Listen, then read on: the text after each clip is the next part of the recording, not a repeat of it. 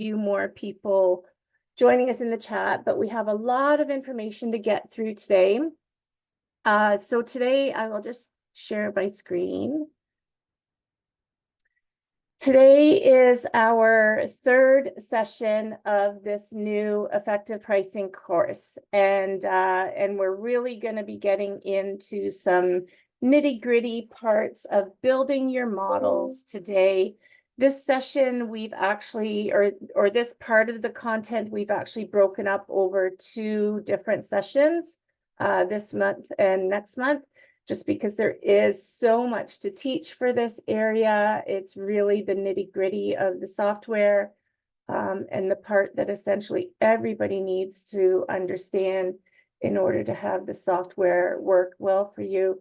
Oh my gosh, Suzanne, I just glanced at the chat quickly. It's 1 a.m. for you. You have got some wicked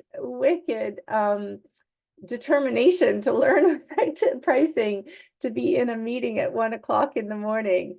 Okay, so anyways, yeah, so I think quite a few of you know me or maybe have been to some of my other sessions. I'll just quickly tell you for any of you who haven't.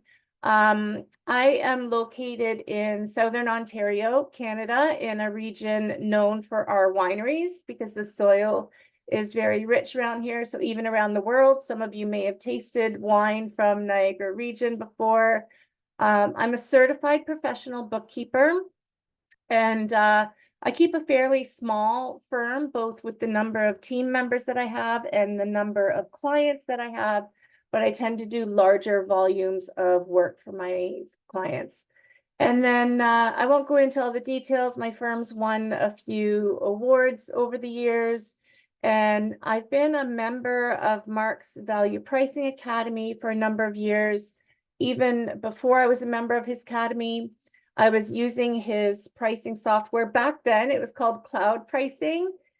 Do we have anybody in the session today that used to use cloud pricing before it got switched to effective pricing, which is a far better product and much easier to use, by the way? So I'm really glad that he's done that switch and is continuously upgrading the software for us. Okay, so that is a little about me. A bit of housekeeping, as is usual with all of the sessions that you would attend for Mark. Please make sure that your chat messages are set to go to everyone. There's a little drop-down box at the bottom. That way, everybody gets the benefit of seeing your messages. We have, I can tell from seeing some of the people that are in the session, we have some real power users in here. And I know from the first couple sessions that we had, they were really helpful at answering questions in the chat as well and telling people how they did things. Because the software is super customizable, hearing different perspectives about how different people do things, I personally find when I'm attending a session is really helpful.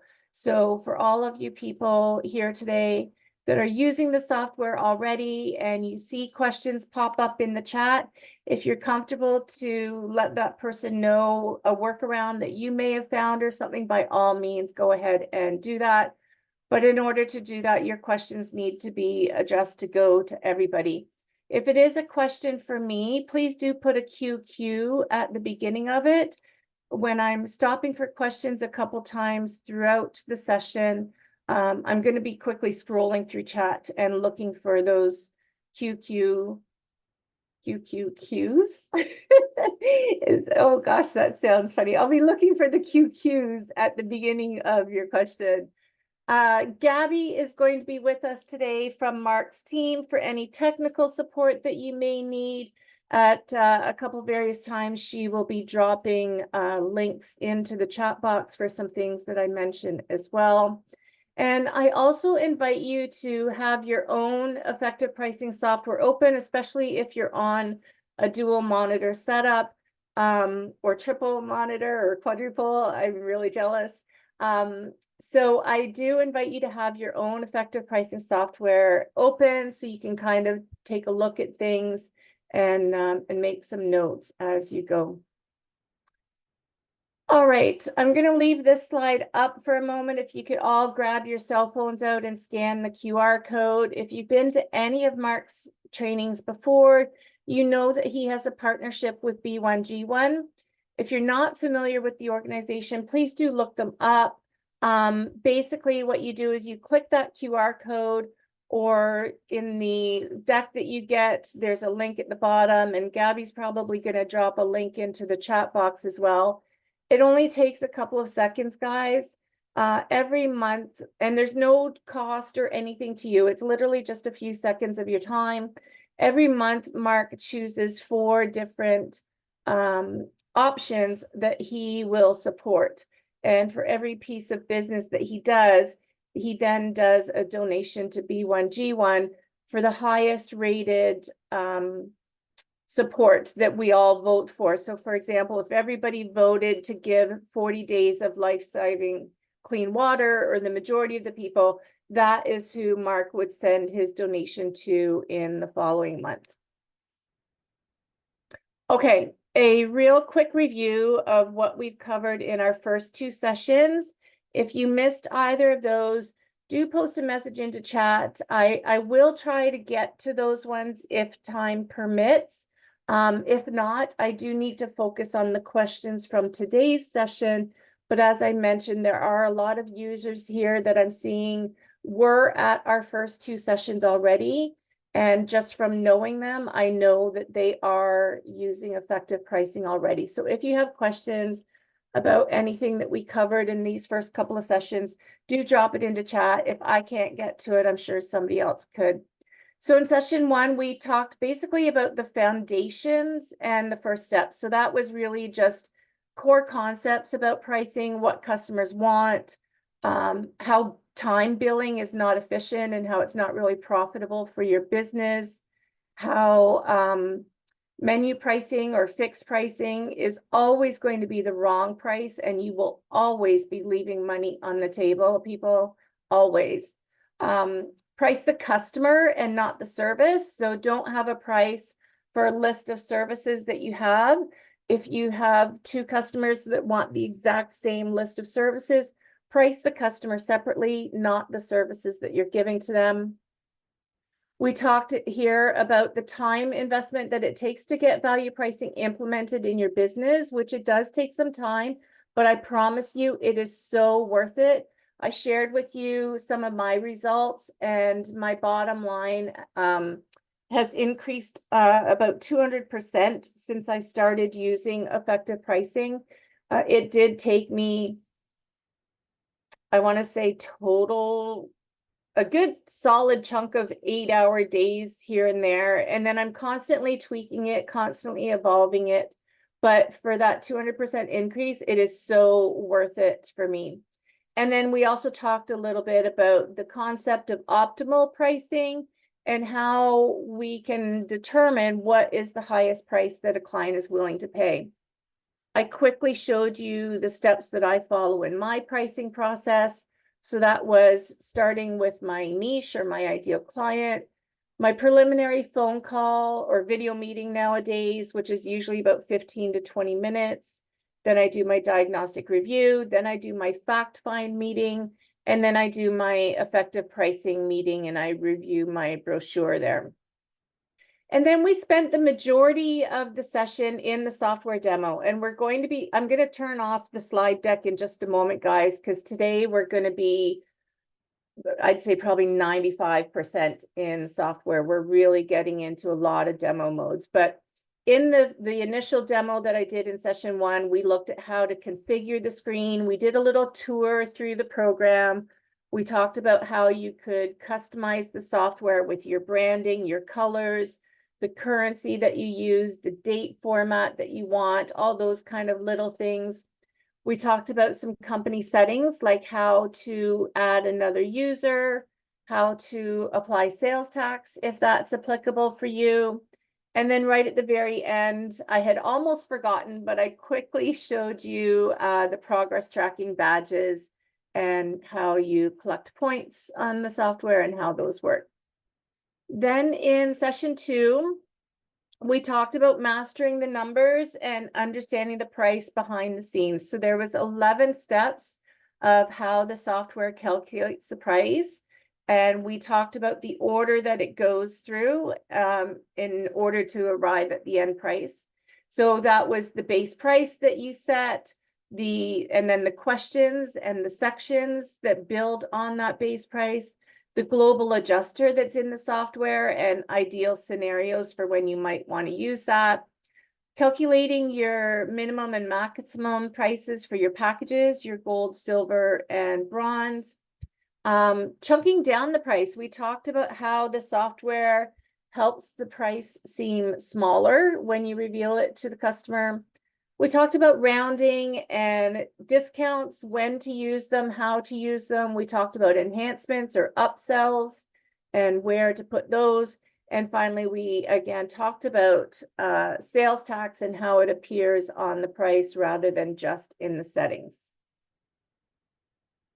Today, we are going to get into building your pricing models, part 1. So we're going to talk about how to manage your models first, and then we're going to talk a lot about building your questions and the calculation types that you have that go into those questions. So we'll talk about how to edit things, case scenarios of when to use specific types of calculations.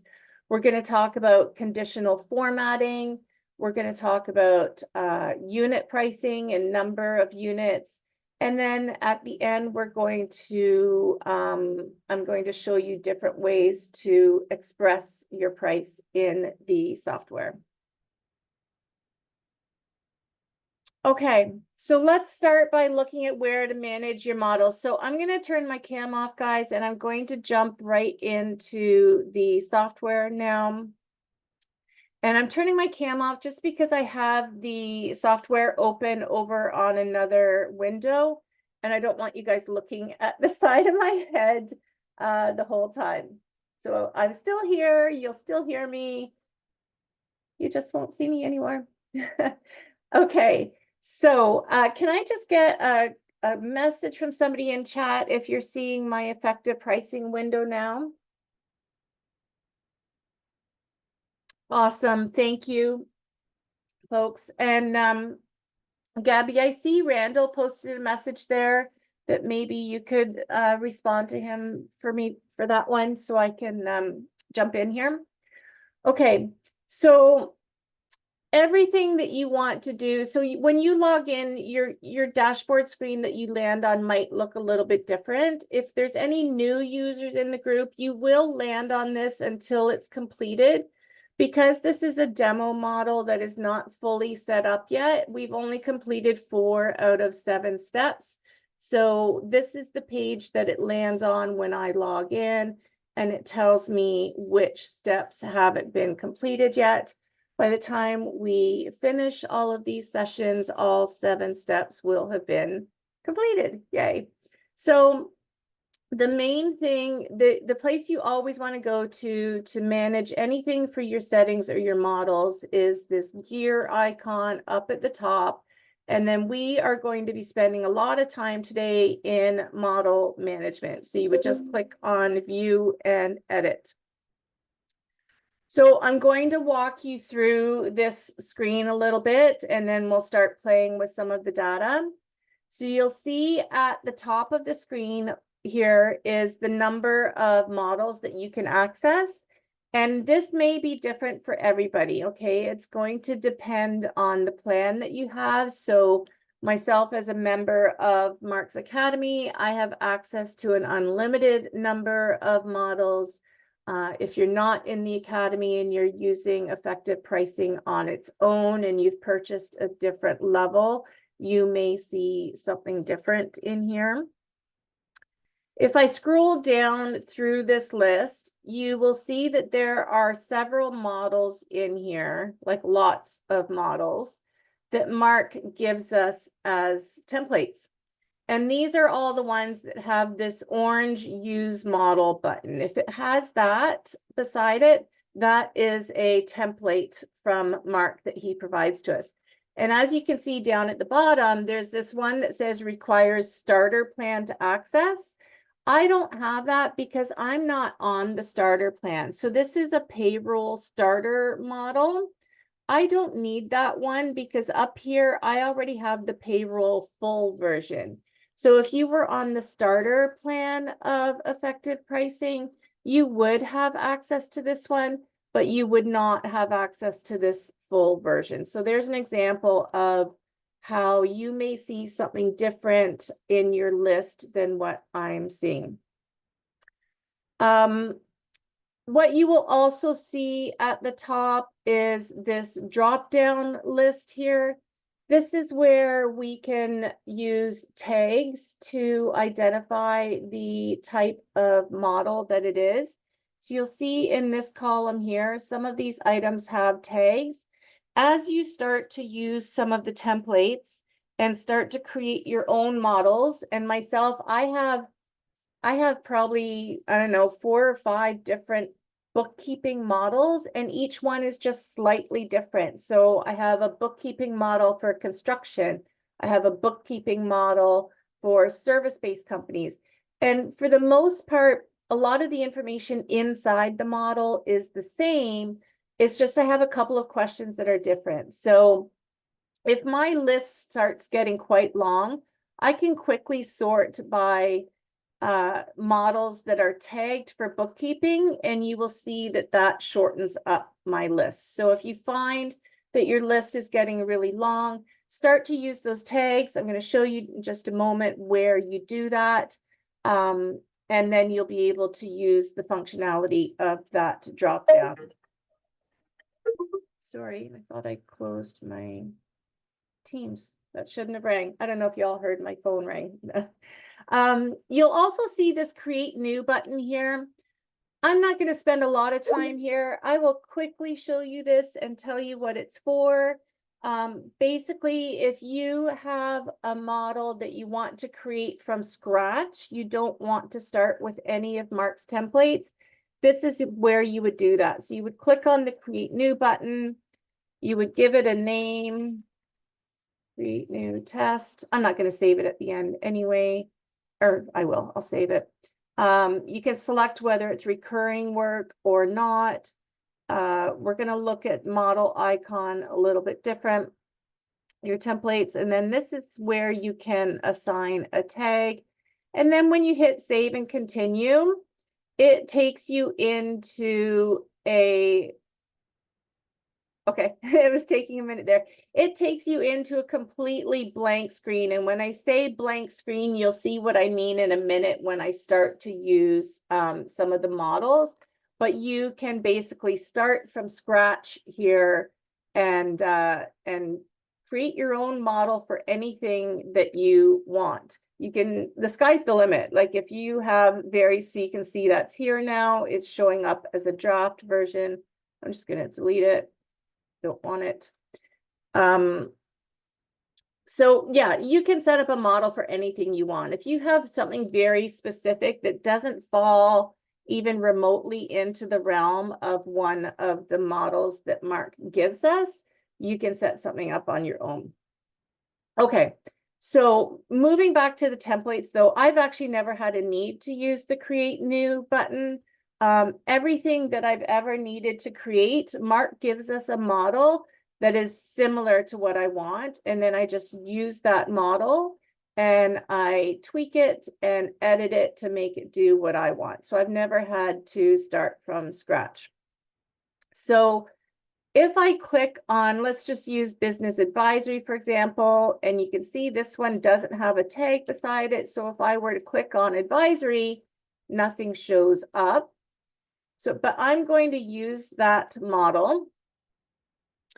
And so this comes back to the screen that we just saw on the create new. A couple of things that are different though, so in the create new, this was completely blank. I had to assign my own name from scratch. When you are using one of Mark's models, it will create a copy of the original name. So in this case, he had named it business advisory. And then it also adds the date and time of when you have made the copy. For myself, I also like to put something here. I'll just say to be edited. Now there's lots of ways that you can tell whether something is in edit mode. It's just me. I like to be a little redundant with things. So I usually type something in that's above and beyond the information that Mark has given us. I am going to say, yes, this is recurring work. This client wants me to meet with him monthly to do advisory meetings with him. I'm going to go in here and let's say there are hundreds of icons in here that you can use, guys. And this is what shows up on your left-hand menu bar. So let's say one of my niches, actually, let's use construction. So if I start to type in the word construction, here I get a few icons that look kind of constructionist. Another one of my niches is service-based companies like veterinarians and stuff like that. So if I type in dog, I'm going to go with this little cute image of the dog. And then we have whether I want it to go live or not. I would highly recommend that you don't make it go live at this point. Once you make it go live, it will appear over in this left menu bar, and you run the risk of potentially using the wrong quote model when you are in a meeting with a client. So if I am still editing it, I like to keep it in not live mode. There's actually 3 different places where you can change the live mode. This is one of them. So you can click yes here and then your save and continue. And then there's 2 other places that I'll show you, one in just a minute. And then I'll show you the other one later because it's right at the very end when we're revealing the price or getting ready to reveal the price. And then in here, you can add more than one tag. So it's defaulting with what Mark had in there already as accounting. I'm going to also add that it's advisory. And keep an eye over on this left-hand menu, guys. When I hit save and continue, my little doggy guy is going to show up over there in a minute. He should. Okay, I didn't click go live, did I? There we go. Let's do that. Now he will show up over on that left-hand menu. Except I'm getting an error message. I was getting this yesterday when I got to send a screenshot to Sarah for that too. When I was playing around in this demo version yesterday, I kept getting that error message and I would exit out and go back in and do it again, but then I would end up having it there twice. So let me just refresh my screen. Figures this happens during live demo. So there's my little dog. So even though I got that error message and it got hung up for a minute there, not sure why, it could just be something about screen sharing in the session that we're in or whatever, but it is actually live now.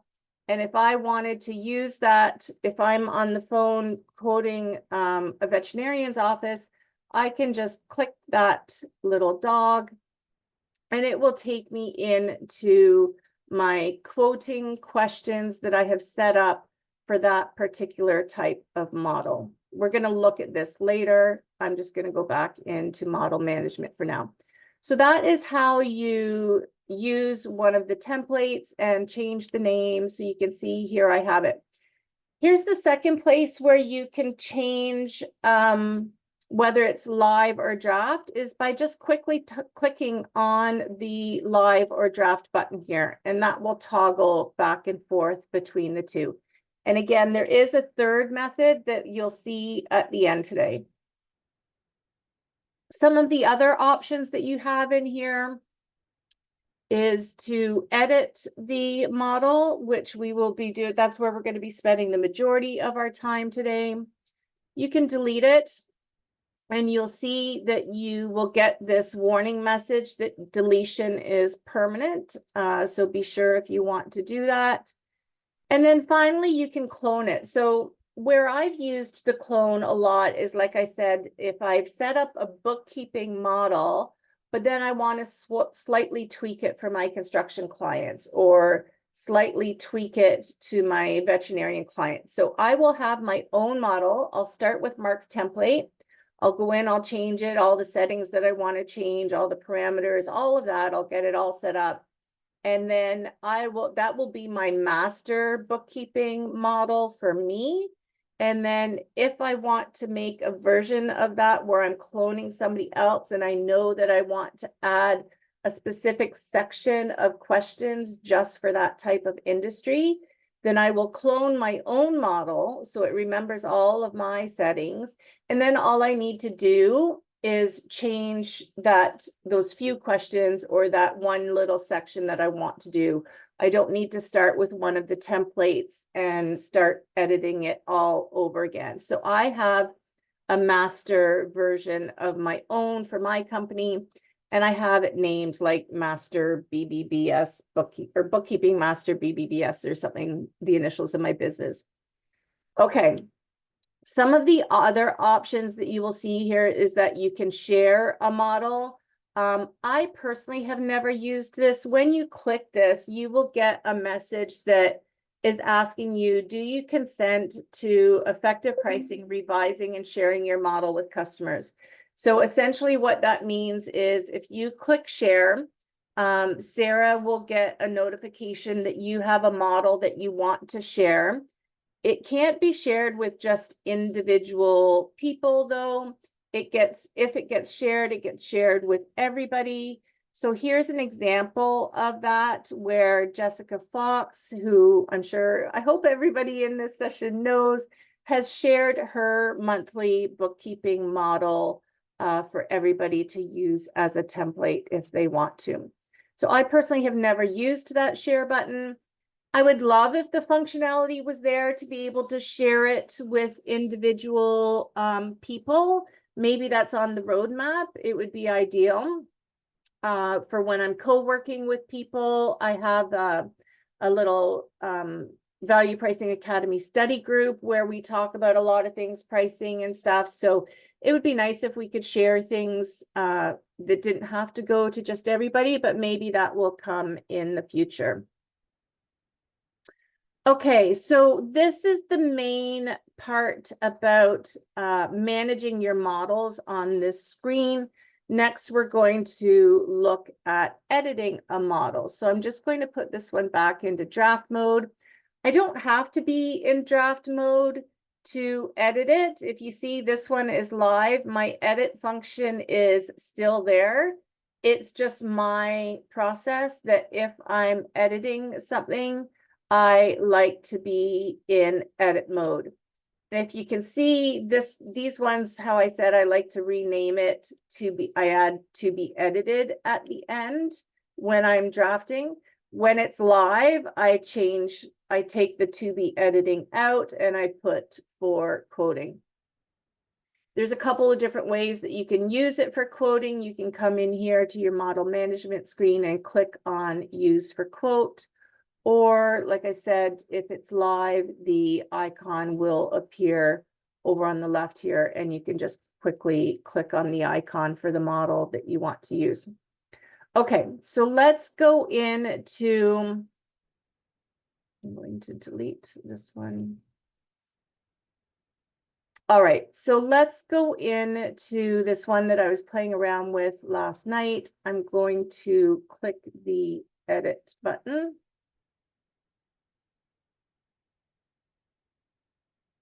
Oops, I think you guys lost my effective pricing window. Okay. Yes, you did. Every time I go back to my notes, it takes you back here. Okay, so we've looked at this screen already. A couple other things that you will see that I just didn't mention before is these two drop-down boxes that says fixed price template and payment plan template. this is something that we will cover in future sessions. So we looked at how you can change the icon. We looked at how you can choose yes or no and how you can add tags. The tags are what will populate in that drop-down list at the top of the previous screen. And remember, I'm going to remind you of this a few times through today's session, because in last month's session, I actually forgot this myself. I was trying to demo something and I wasn't clicking save and continue, and it wasn't working, and I kept doing it over and over. There's ways that you can jump around in the software, but if you've made any changes and you're not hitting that save and continue button at the bottom, the changes will not save. So I'm going to drop a couple reminders of that in. So now here we are in a template. So if you remember on the create new button that we did, this was all completely blank. So before we get into the next sort of chunk of what we're going to be doing here with editing your models,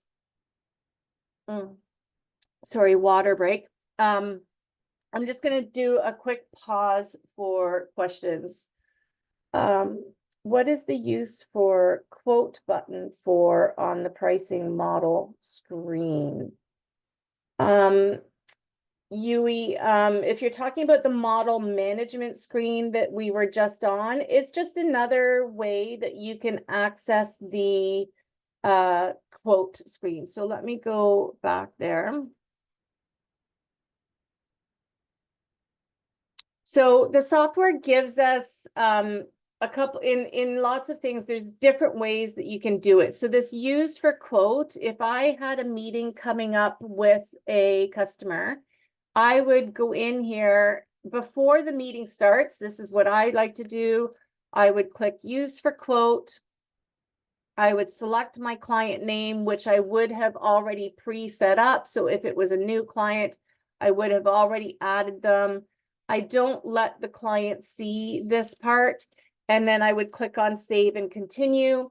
And when I start the meeting with my client, I am starting on this page. So that other part I would have done prior to the meeting starting. The other way that you can do it is by just clicking on the icon over on the left-hand side. It brings you to the same place. So it's just two different ways of doing that. I'm going to go back into the one that I am editing. And back to my questions. Okay. If the all down arrow doesn't work, is that only available for Pro version? So Stephanie, what I think you're asking is if the tags drop down arrow, if you have all selected, it's not showing you all of the options. If I'm understanding correctly, it could just be that maybe you're on a plan that doesn't show all of the options. If you've got all selected, you will have access to see all of the ones that you have access to. So that first part that I showed you about how we're on different plans and I'm on an unlimited plan. When I select all, I see everything that Mark has created. If you're not on the unlimited plan, and you, okay, the arrow next to all won't show any options. Okay, that's a tech problem then. I don't know why it would do that. So you need to reach out to the support team for that. I can't unfortunately troubleshoot a specific problem that's not kind of related to everybody. So sorry, I can't help with that today, Stephanie. Okay. So let me go on. Okay, so we're going to start setting up our questions. So I'll walk you through this screen a little bit. We're like a third of the way through. Okay. So over here you have what I refer to as my workflow bar or my navigation bar. It lets you jump around from page to page. I would recommend when you are setting up your models, especially if you're new to using the software, that you just go through in order, because it does really do a very good job of walking you through sequentially of how things are best to be done. And when you do use the save and continue, when you've made changes, and you do use the save and continue button, which is at the top and the bottom of the screen, it will automatically advance you to the next section.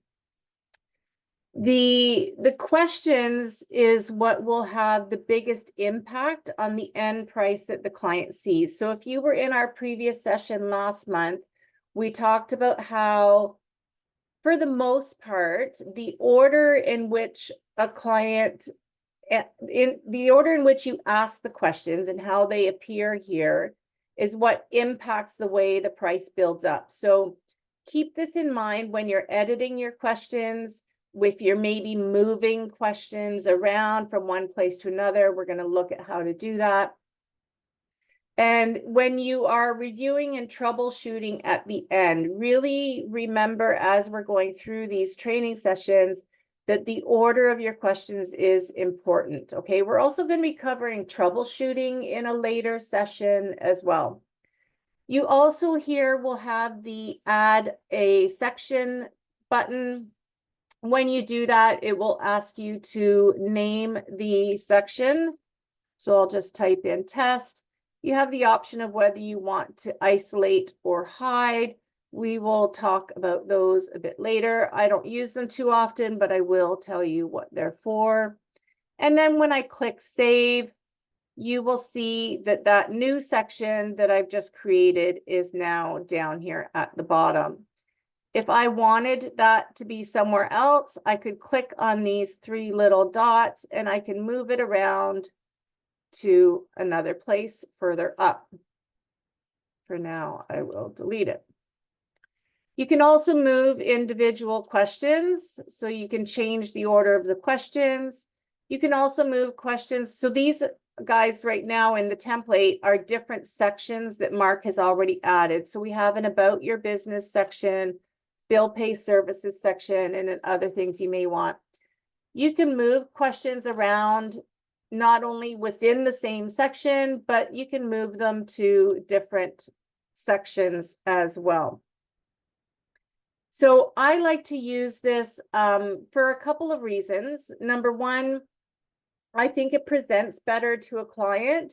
If you were not to use sections and you just had a list of questions, when you're in your meeting with your client, it's just going to be a long list that you are scrolling through all of these questions. When you separate it into sections, each section appears as a different page, if you will. And when you click save and continue, it advances to a new page with a new set of questions on it. So rather than a client seeing a list of 30 or 40 questions, they may see a list of 10 questions on one page, and then I hit save and continue, and then maybe there's only 3 questions on the next page. For example, this one would have 2 questions on the next page.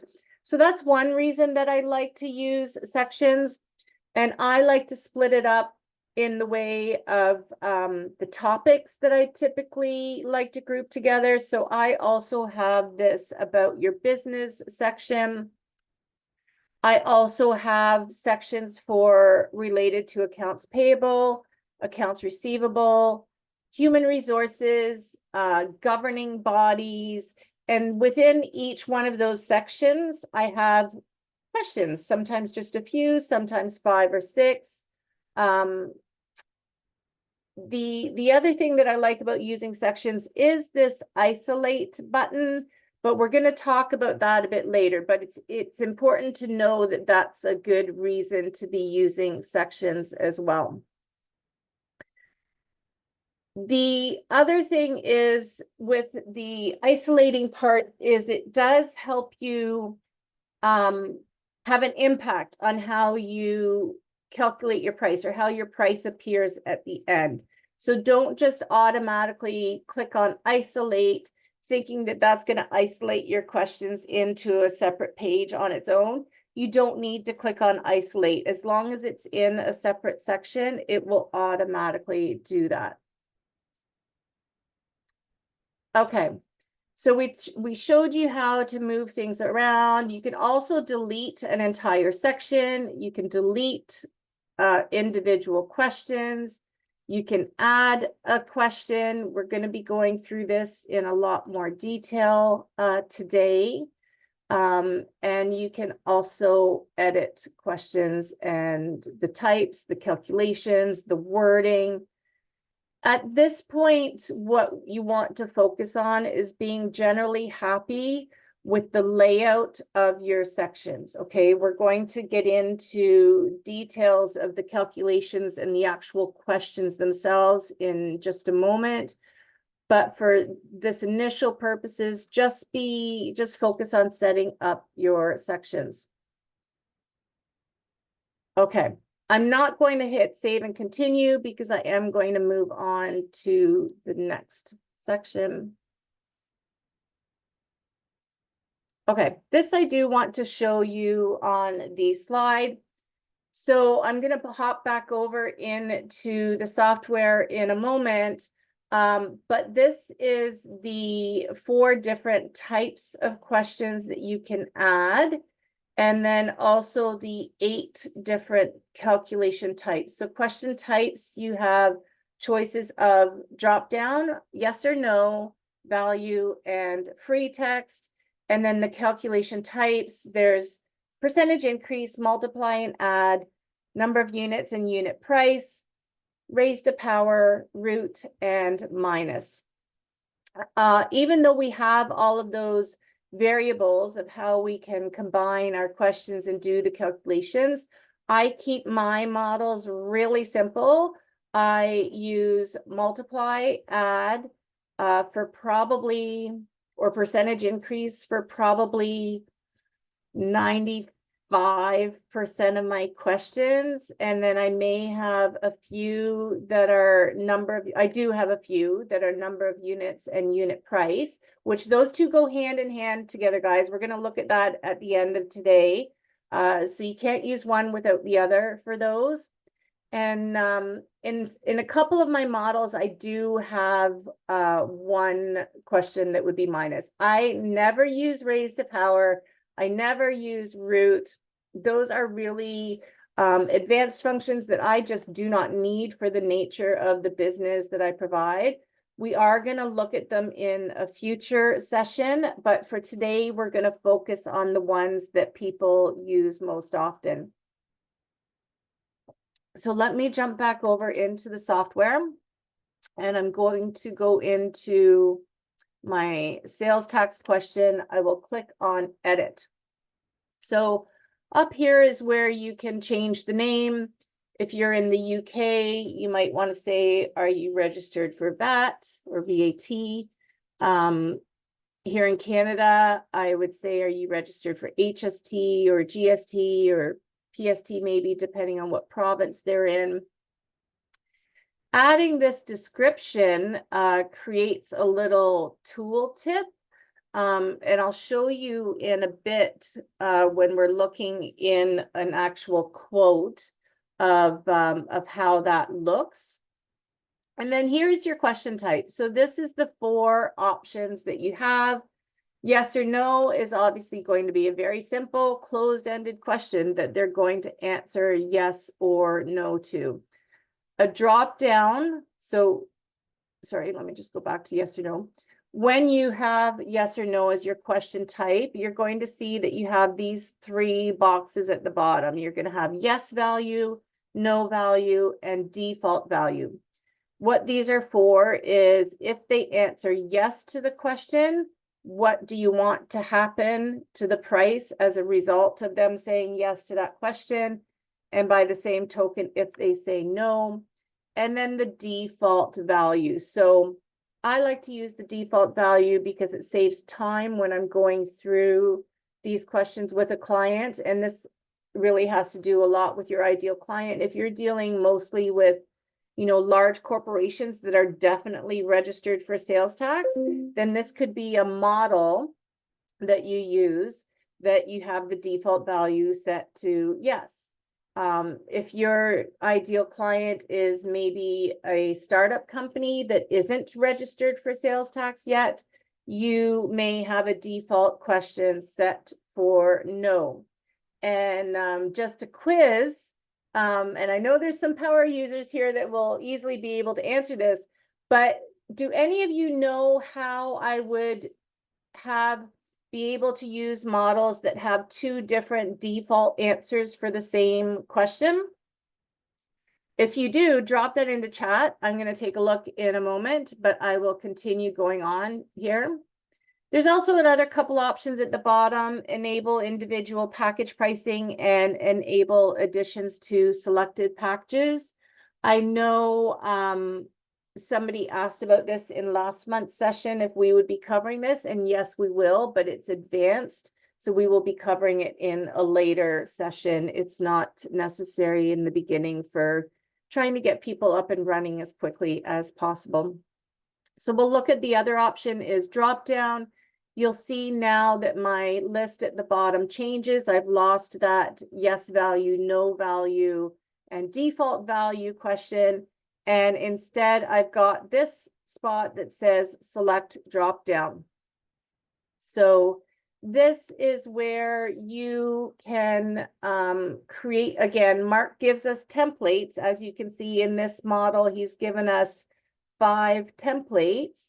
So you can use a template that he has given us, and you can, so sales invoice, we'll pretend that we're asking how many sales invoices they have. You can, if they say, oh, I have 20 sales invoices a month, then you can select this option and that will add $900 onto the price. When you are selecting one of Mark's templates, if you want to change any of the prices or change any of the options, you can just click on the modify button, and then you can change the numbers in here. You can change the price. You can add other options. You can delete options if there's more than what you need. So again, really customizable, guys, that you can do whatever you want. If none of the templates that Mark provides to us works for the type of drop down that you want, you can create your own. So you would go back to where it says, maybe you've looked at some of the templates that are there, and you'll see you lose that create button. What you need to do is go back to click on please select, and now you get your create button back. And now you can start from scratch. So I can say test. I'm going to say option 1, option 2. I'll just do 2 options. And then maybe this one I'm going to add 500, and this one I'm going to add 1,000. Now, when I save this, it shows in my list of drop downs that I can choose for that question type. You'll also get a default value of what most of your clients, and again, this is about knowing your ideal niche, about what most of your clients are going to choose.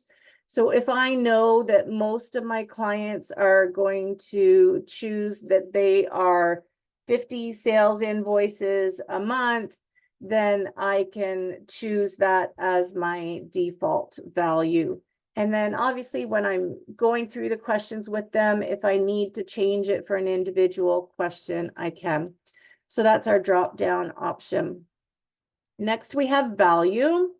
So in this case, when you ask the question, it's going to be looking for a number for your answer. So you would type, it's a free form text field where you would type in a number. So for example, you could be asking, how many bank accounts do they have? They might say 3 is the number that you would type in. You don't see it on this screen, but you would see it on the quote when you were going through it with a client. you would type in 3, and then the value would then be 25 times 3 for whatever number that you have entered for that question. Sorry if I was using multiply as example. So that is the value. And then free text, this is just what it says, guys. And you'll see we lose a lot of functionality. This is really just a free text field. It has no impact whatsoever on the price that a client will see. But where it does become helpful is when you're using the software to create your proposals after you have created a quote and you want to create a proposal. You can link your quote together with the proposal. Again, we'll be looking at this at another session at the end of, towards the end of the year of doing proposals. And whatever you've typed in here you can set it up to pull into the proposal. So for example, you could ask them, how did you hear about us? And they might type in, you were referred to us by one of your other clients. So you could type in referred by blah, blah, blah, blah, blah. And then in your proposal, you could tie that in with some wording that says, you know, thank you. I'm so glad that yada, yada. So referred, blah, blah, blah, person referred you to us. So whatever free form text you put in here, you can tie to your proposal. So it doesn't have any impact on the pricing. So I'm just going to go back to our yes, no part for simplicity today. That's where we will be spending most of our time, unless I'm, when we're talking about number of units and unit price and stuff, we'll stay on yes or no for the most of today. Okay, so next we have these 8 calculation types. I do see some questions rolling in. I'm going to come to those in a minute once we sort of finish this section. So here are our 8 calculation types. So this is what is going to drive the price changes that are happening behind the scenes. So when a customer answers yes, do I want the price to increase by a percentage? Do I want to add a certain amount? Do I want to minus a certain amount? Again, we're going to talk about number of units and unit price later. So we're going to be focusing on multiply and add and percentage increase today. So if somebody said percentage increase and multiply 2 are pretty much the same thing or have the same functionality in how it affects the price. It's just options of how your brain works. And there is one slight difference that I like to change. So if you're doing percentage increase, let's say if somebody answers yes to the question, you want to increase their price by 15%. I would just type in 1.15 here, and that will change their price, right? If I want to multiply and then my no value is 0, if they answer no, nothing is going to change on their price. If I choose multiply, and I say I want to multiply their price by 15, if they answer yes to this question, you have to be very careful to change your no value, because as you know, if you multiply any number by 0, you're going to get 0. So what will happen if you're using multiply as your calculation type and you don't change this no value, whatever price has been built up to that point is going to suddenly reset to 0, and it will start calculating again from that point. So you could have your price building, which we'll look at on the review tab. I'm doing hand signals as if you guys can see me. But you'll have your price building, and then all of a sudden it will go to 0. So if you're using multiply, make sure that you have a 1 in your no value field. 90% of the time, like I said, I'm using percentage increase or add. While I do like the multiply feature, I don't like that I have to remember to put 1 in here. And so it's just easier for me. The way my brain tends to work is I like the percentage increase. So we talked about the default value choices that you have. Again, it's really just about knowing your niche and your ideal clients. And finally, minus does the opposite of add.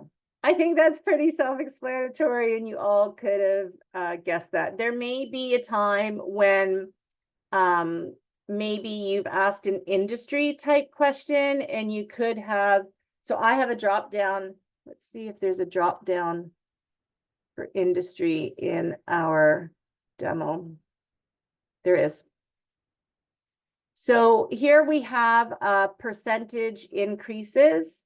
And as you can see, this one is a 0.8. So that would be similar to having a minus in for that. So if somebody is a property dealer in this case, maybe their books are a little bit easier for you to do. So in that case, you would want to minus the price that has been calculated at that point.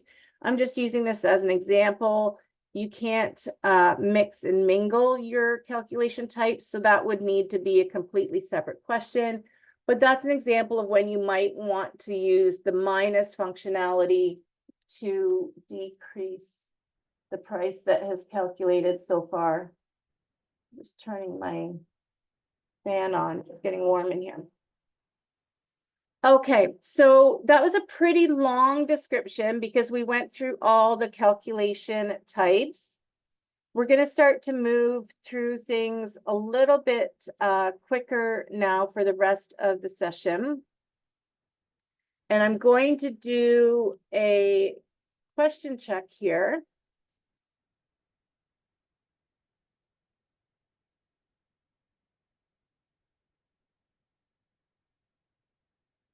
Okay, I'm going to scroll up a little bit. So Christina asks, this is showing a 25% increase to price for a yes to having sales tax. That is correct, Christina. So this is my sales tax question.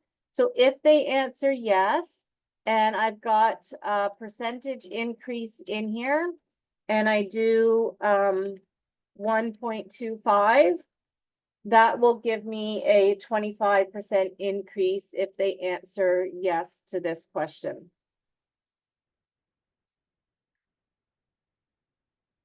On the drop down number of invoices, the additional numbers on the right are annual numbers.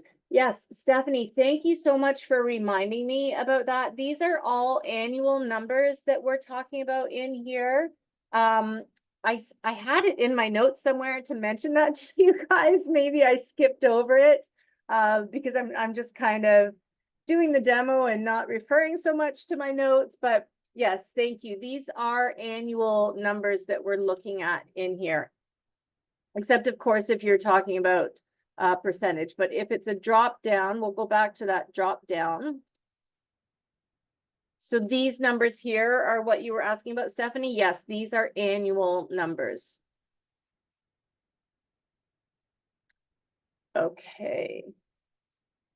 Sherry asks, is there a way to see all my questions and options in a way that doesn't require clicking through each time? I.e., I want to see on paper how things flow instead of clicking through.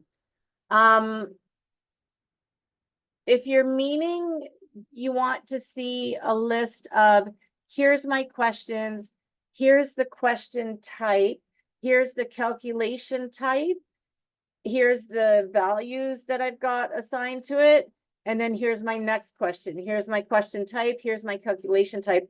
I think that's what you're asking, Sherry, and in that case, the answer would be no, but I do see that Yui, if I'm saying your name right, has told you what I am going to show you in a little bit is the review page. It does show you how the price starts to add up. but it doesn't show you, if what you're asking is to be able to see a printed version of your question type, your calculation type, and the value that you've assigned for each question, no, there isn't a way to just view that at a glance. I think the rest is just some conversation that you guys were having. Okay. Yui says, in my last session, I talked about pricing sales tax based on the standard quarters. If the client is on a different frequency, how does this impact the calculations? So for myself, if a client is on annual sales tax filings, this would be an example of when you could use the number of units and the unit type question, which we're going to look at later. So Yui, let me know maybe later to revisit that question if that doesn't answer it for you. But it could be that they answer, this could be a number of units type question, and you could say, does somebody file sales tax? And you could say yes.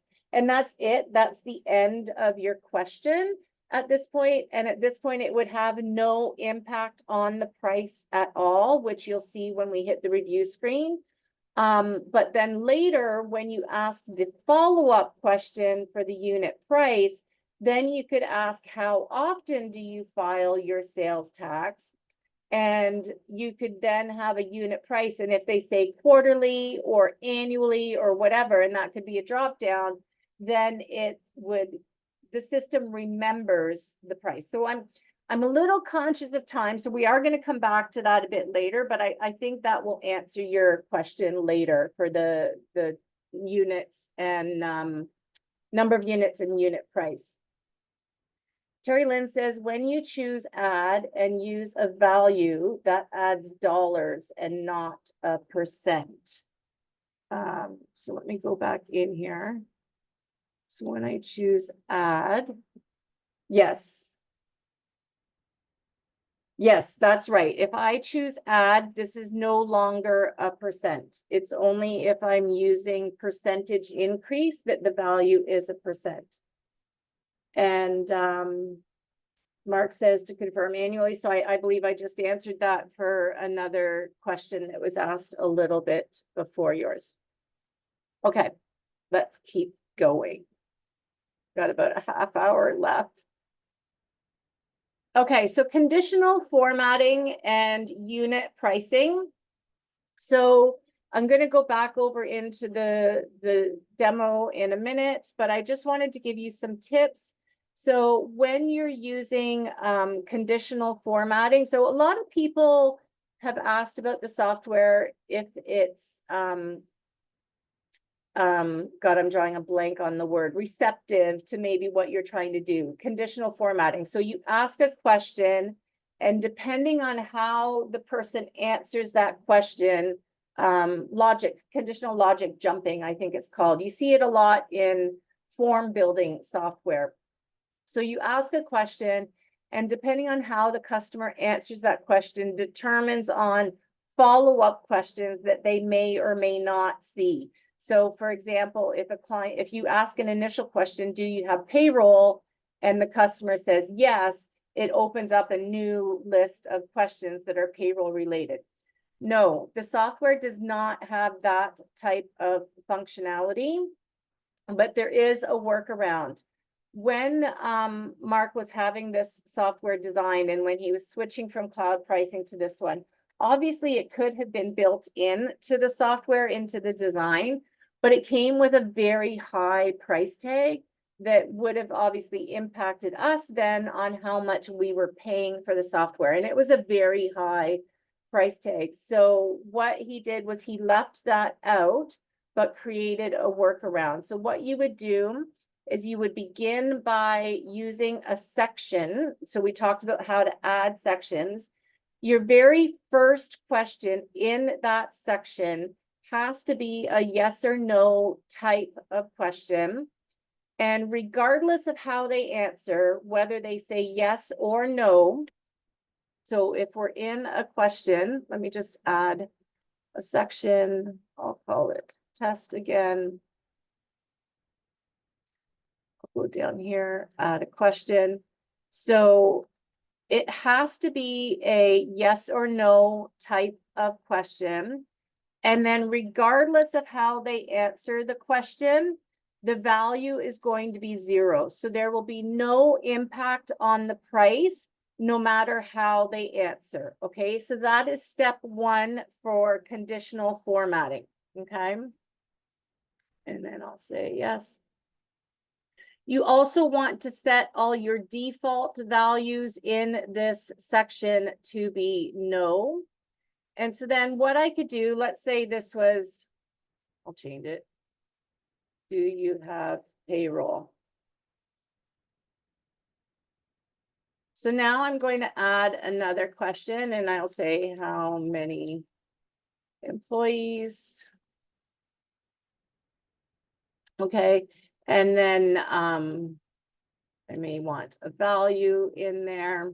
My default value again is going to stay 0.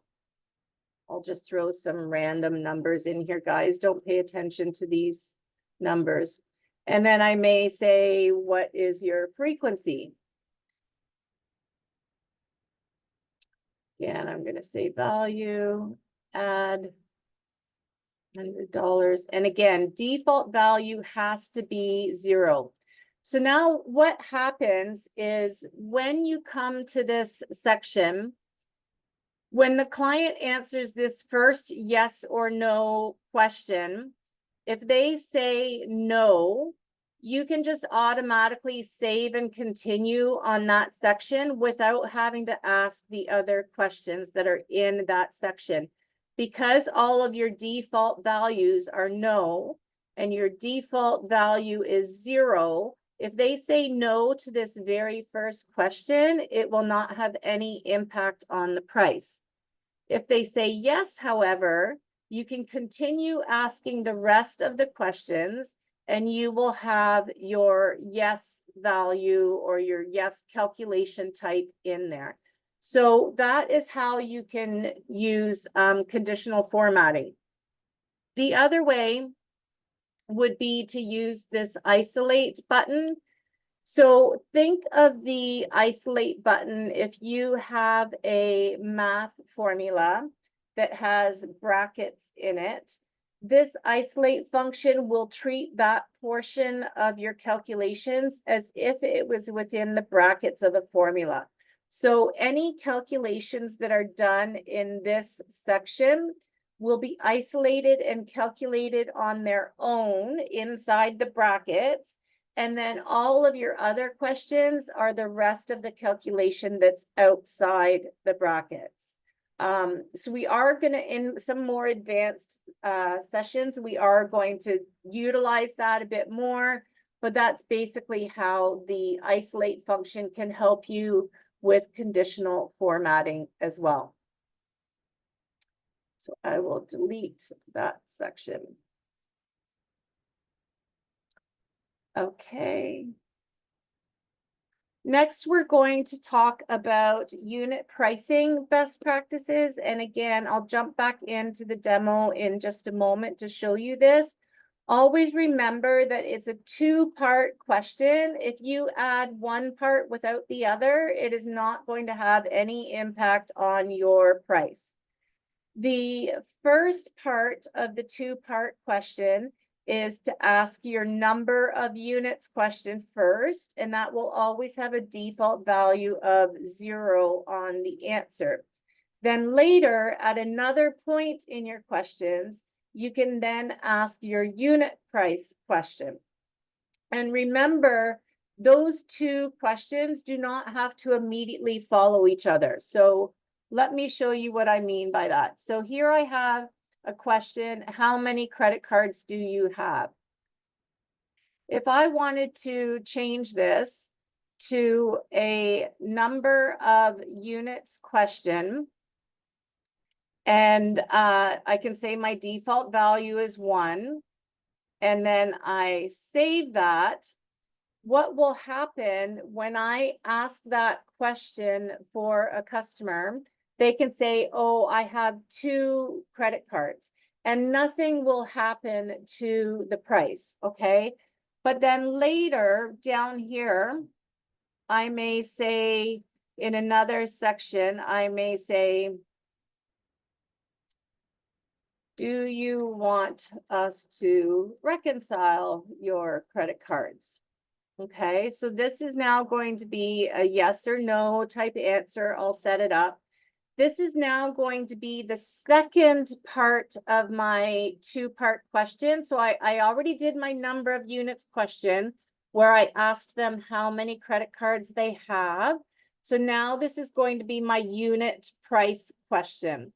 When I select my unit price, I will get a list of all of the questions that I have previously set up as a number of units question. So we had an example in this template, how many divisions and locations do you have? In the template, that was set up as a number of units question. I just added one, how many credit cards do you have? So this list will be determined based on the number of units, the number of unit questions. I'm tongue-tied today, that you have previously set up. Okay, so any questions that you've set up will appear here. So I'm going to select my how many credit card accounts do you have? And that way the system knows, it will remember when I asked that question earlier and I asked the client and they said, oh, I have 2 credit cards. It's not going to have any impact on the price at that point, but later what it will do is it will remember that the customer said that they have 2 credit cards. I'm going to say I'm going to charge $100 to reconcile a credit card, and my default value, whoops, not sure what I did there. My default value, I'm just going to say yes. So I'm going to quickly save this because I want to show you how this looks in the review screen. So we mentioned the review screen. We're going to look at this again in a minute. I told you earlier about making a model go live and about how there was 3 different ways to do it. The first one was when you were cloning or copying or creating a model. The second one was the toggle button where you can toggle between draft and live. And the third version I said was at the end, and that is here on your review screen. You have this button here where you can make it go live. And this is the review screen where we were talking about in answer to somebody's question where you can't see exactly the question type and the calculation type that you've chosen, but you can come here and you can review how your price is tallying up as you go through the questions. So if you remember from last month's session, I set a base price of $1,200. So basically what that means for me, I am not quoting a client that is not at least $1,200. That's what I call my get out of bed price. So that's what my price starts at. A lot of people don't use a base price. They leave it at 0 to start. And so if that's the case, that's what you would do here. Here I've said that my client has chosen that they have between 1 to 10 invoices. So that increases their price by $600. I'm just going to go to this, how many credit card accounts do you have? So as you can see, right now, there's no impact on the price. The previous question, the running total so far was $4,050. And right now, the total is still $4,050. I'm going to change this to 2. And I'll hit my calculate button again. And it still doesn't change the price, right? I've said that they have 2 credit cards, but it didn't change the price. If I now scroll down to, do you want us to reconcile your credit cards? And they've said yes. Now and I had said 100 was the price, and they've told me they have 2 credit cards. Now the price increases by 200. So I'd like to go through it again because it's a pretty big concept. So if we have time at the end, and if anybody needs me to, I will go through it again. But just know, I'm going to toggle back over to the slide deck and you will get this. Just know that you have to use those two questions together and to use that review screen at the end to check for your troubleshooting. And we're going to cover troubleshooting and we'll spend a lot of time on that review screen later. I'm going to purposely make some questions go wrong, and this will be one of the examples that I will make it go wrong. I just want to check for questions while I'm reading that. There's any other use, so you could use this for number of employees, maybe you charge per employee, number of bank accounts, number of divisions, locations. If we have some other power users in the group that are using it for other types of examples, please, feel free to drop that in the chat for everybody as well. I'm going to scroll back and look and see if there's any questions.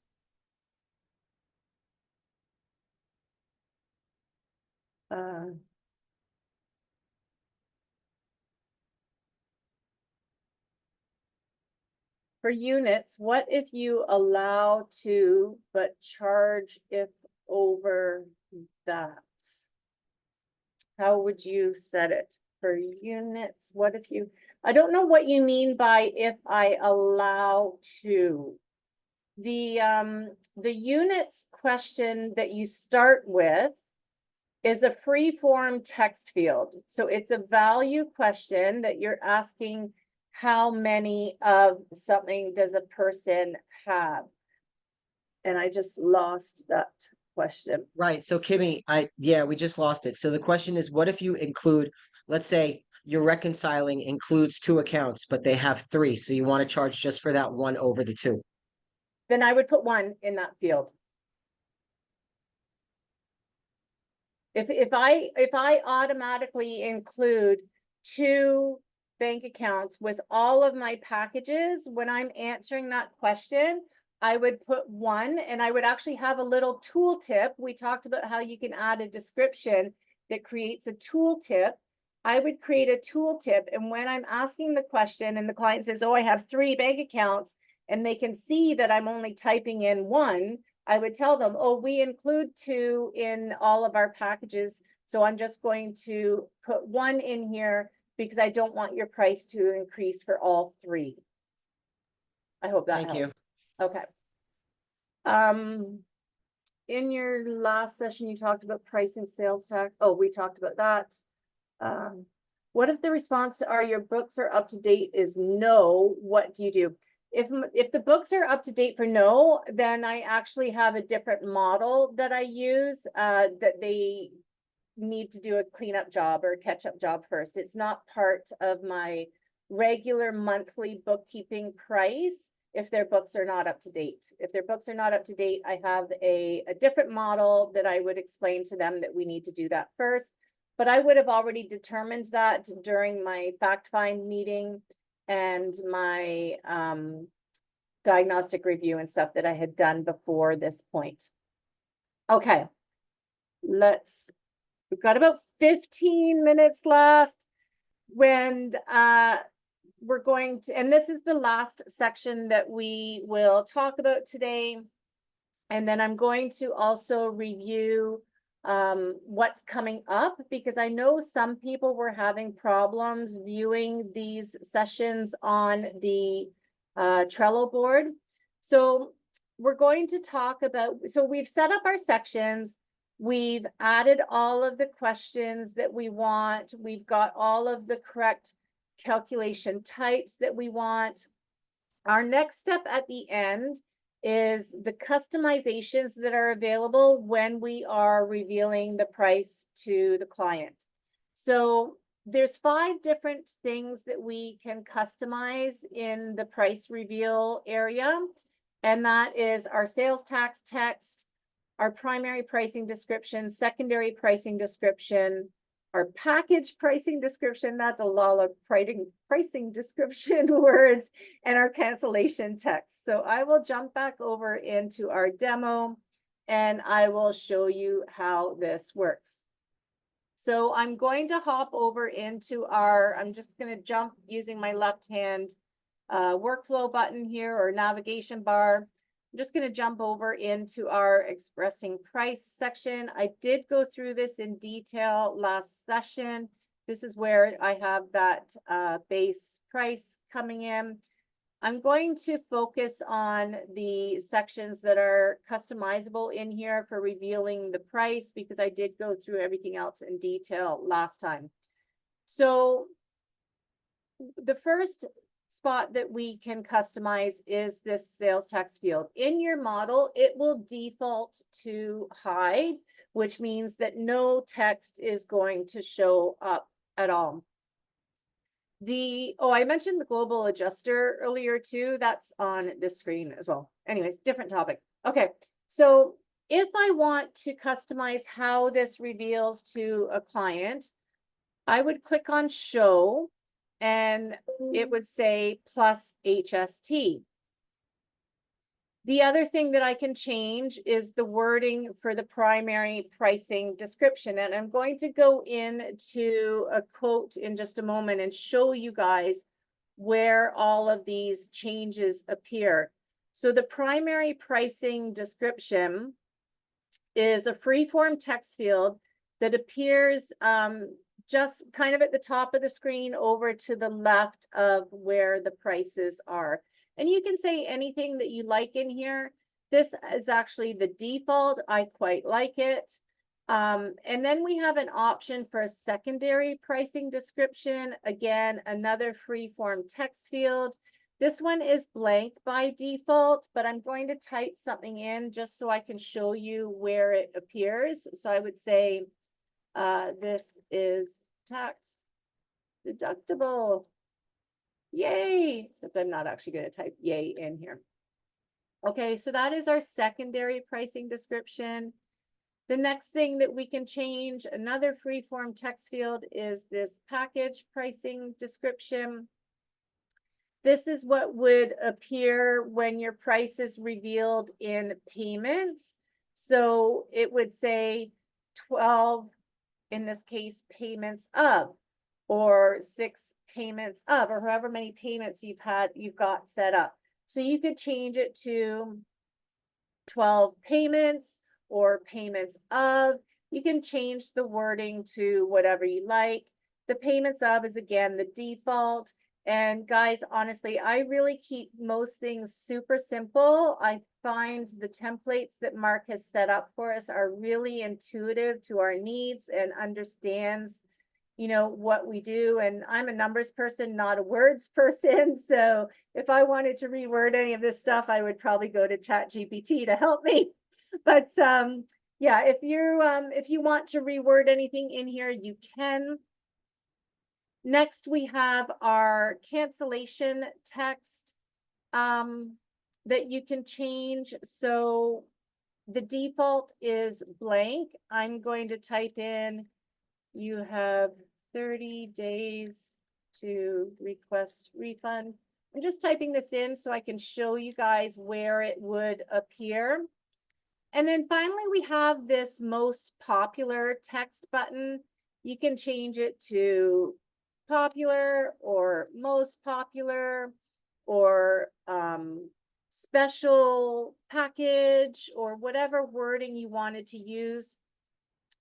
The thing that you have to keep in mind with this one, though, is that it's a two-part thing that you have to do. So in here, I can type the text of what I want it to say.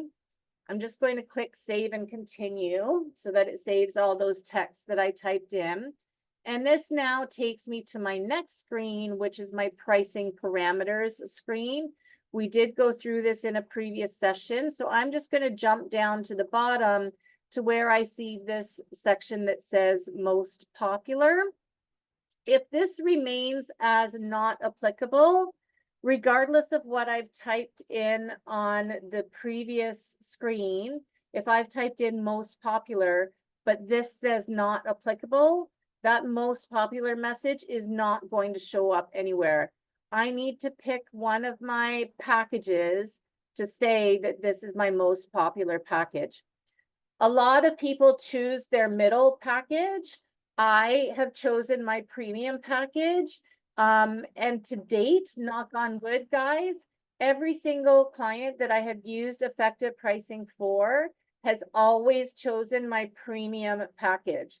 I don't know if it's to do with some of my other techniques that you may have heard me talking about before, like my tone of voice gets excited when I talk about my premium package. Anyways, different topic. So I'm just going to click save and continue.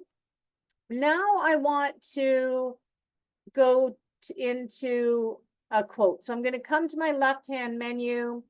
I'm going to click my client. Whoops, not new client. Click to my client. And I'm going to pretend that he's answered all of these questions already. So I'm just going to quickly save and continue. And now here I am at my fixed price screen. So when I click on reveal for my fixed price, here is where I see that primary pricing description. Your small monthly investment is. I forgot to type in something in the secondary pricing description, but where you would see that if I had would be right underneath this message. So there would be a second message. I thought I had typed in this is tax deductible or something, but maybe I didn't save it after I did that. Over here is the other free-form text field that we had, the package pricing description, where you can say payments of, or you can change it, so on and so forth. So that's where you see a couple of those customizable things. If I click, if I select a package and then click on save and continue, you know what, guys, let me go back to my model because I think I didn't type in a couple of things there. Just bear with me for a minute.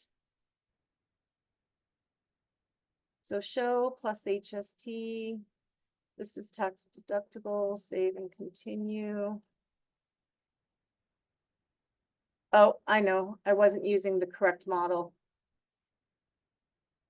Because I did not have this one live. There we go. So now this is my live model. Sorry, guys, let me just quickly go to that screen again. See, this is what I mean about using that live and draft model. I used a wrong model over here, trying to be quick to get to this end reveal screen with you guys. Okay. So now here is that secondary pricing message that I typed in. Here is my most popular message that we typed in. Here's an example, guys, of where I was saying tooltips that you can put on the questions as well.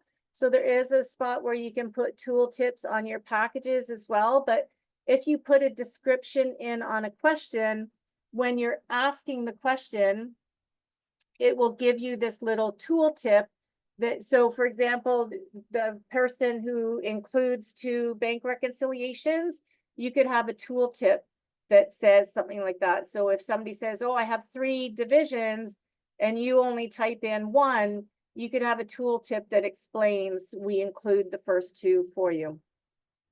Okay, so I'm going to choose my package, save and continue. Up here at the top now is where I see my sales tax text message. Guys, I'm going to go over by a couple minutes. This really is the last part of today's session. And then I'm just going to show you the upcoming session. So if anybody needs to jump off, please feel free. I'm just going to show you those upcoming sessions and what we're going to be talking about. So here is where I show the plus sales tax screen. Okay. And then if I hit save and continue, down here is now my cancellation policy text that I was also able to modify. Okay, so that is it for our software demo. The price is, or the course is in Trello. but I know some people weren't able to see it last time. I'll show you where it should be appearing for you. It's in a column all on its own here as effective pricing. And then there's the dates and all the sessions. And when you click on a session, of course, it gives you a description of what is going to be covered in that session. I know for some reason, some people were not able to see that. So that you would need to reach out to Sarah to find out why. But in the meantime, here are the upcoming sessions and what we will be talking about. It obviously doesn't go into as much detail as what the Trello board does. But on September 23rd, we're going to be doing part 2 of building your models. And that's when we're going to be looking at your packages, some extra things like discounts and enhancements.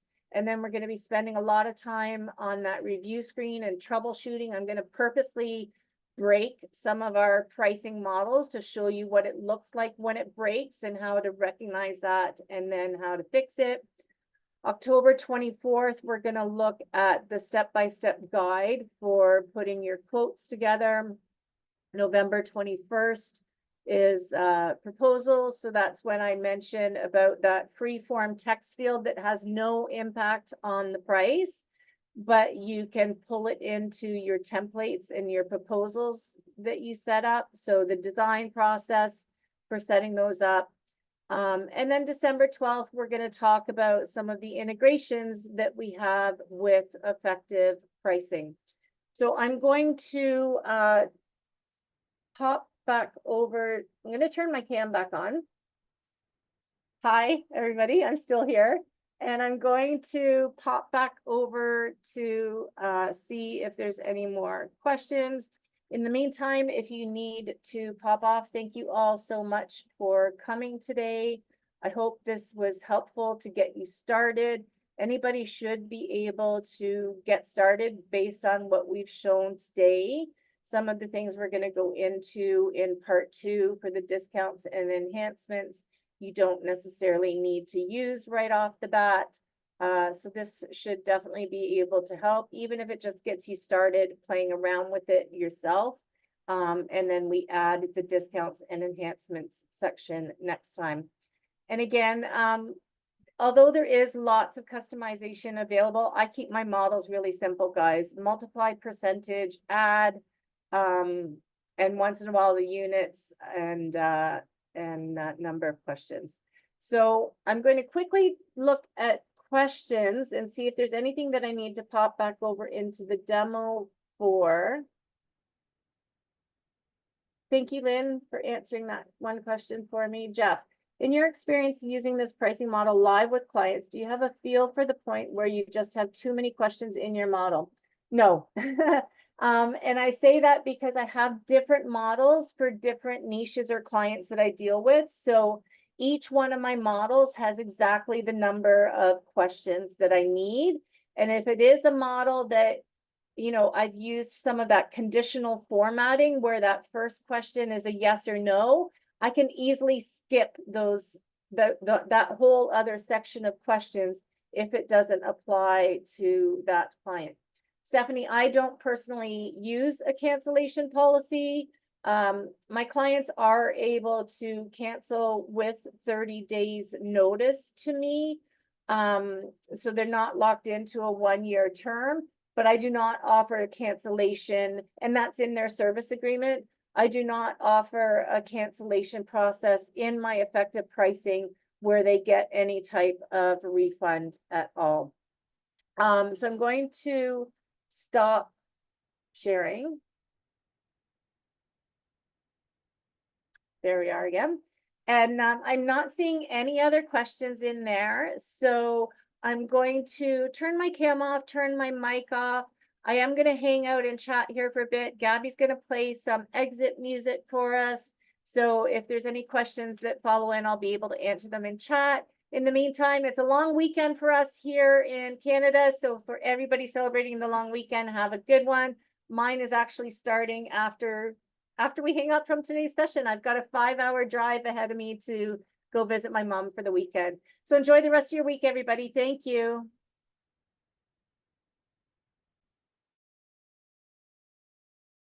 Have this feeling, haven't felt for so long. Took a hold of me and won't let go.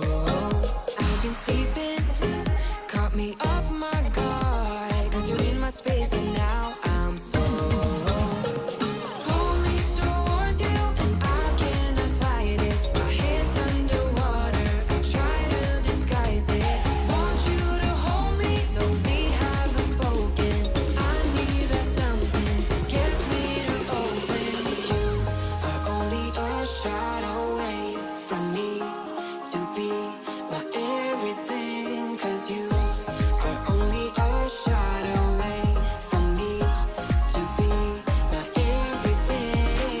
You are only a shot away from me to be my everything. Cause you are only a shot away from me to be my everything. Shot away.